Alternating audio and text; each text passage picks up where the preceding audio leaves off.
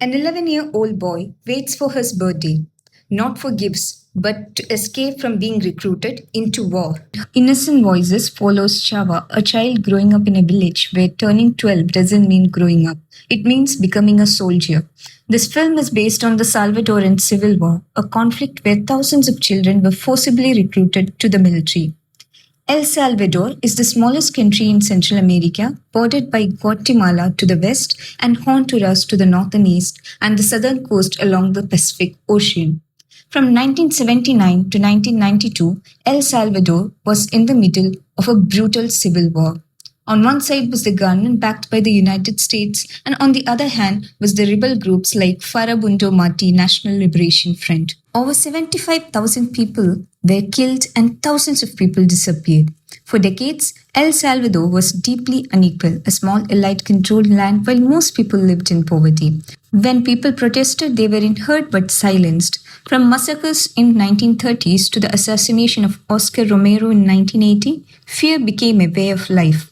The most striking scene in the movie is when children, the main characters, play under the coat while all their surroundings are bombed. Watching how they find fun, comfort, and love during these miserable times is both adorable and disheartening. They have learned to live with war. It has become a part of their life, and they don't have a choice. The movie, directed by Luis Montoki, is based on the real life story of writer Oscar Torres and was released in 2004, winning many accolades and recognition. The story transcends borders and remains relevant to any time, as wars never truly cease. People visibly have no power to start or end a war, but are forcibly pulled into violence they never chose, paying the price of decisions they never made.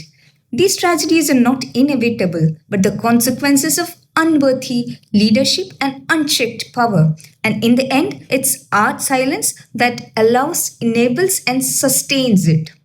The absence of choice for a child forced into war is a stark reminder. Our rights are privileges unless we stand up for everyone.